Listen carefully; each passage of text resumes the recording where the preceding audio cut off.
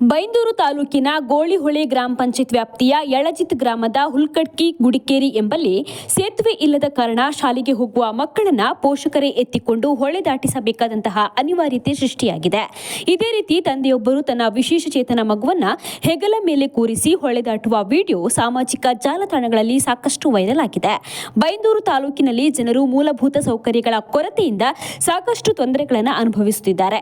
ಇಲ್ಲಿನ ಜನ ಮಳೆಗಾಲದಲ್ಲಿ ಅನುಭವಿಸುವ ಪಾಡು ಹೇಳತೀರದು. ಅದರಲ್ಲೂ ಮಕ್ಕಳು ಅಪಾಯಕಾರಿ ಕಾಲು ಸಂಕ ಅಥವಾ ಹೊಳೆ ದಾಟಿ ಶಾಲೆಗೆ ಹೋಗುವ ಪರಿಸ್ಥಿತಿ ಕೂಡ ಎದುರಾಗುತ್ತದೆ.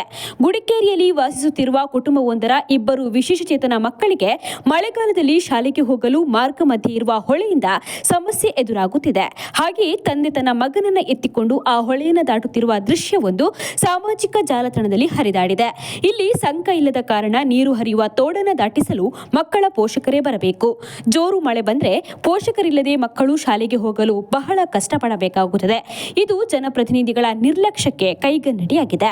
ಈ ವಿಡಿಯೋ ದೃಶ್ಯವನ್ನ ಕಂಡ ಬೈಂದೂರು ಶಾಸಕ ಗುರುರಾಜ್ ಗಂಟಿಹೊಳೆ ಸ್ಥಳಕ್ಕೆ ಧಾವಿಸಿ ಮಕ್ಕಳನ್ನ ಅವರ ಪಾಲಕ ಪೋಷಕರನ್ನ ಭೇಟಿ ಮಾಡಿ ತುರ್ತು ಅಗತ್ಯಗಳಿಗೆ ಸ್ಪಂದಿಸಿ ತಾತ್ಕಾಲಿಕ ವ್ಯವಸ್ಥೆಯನ್ನು ರೂಪಿಸಿದ್ರು.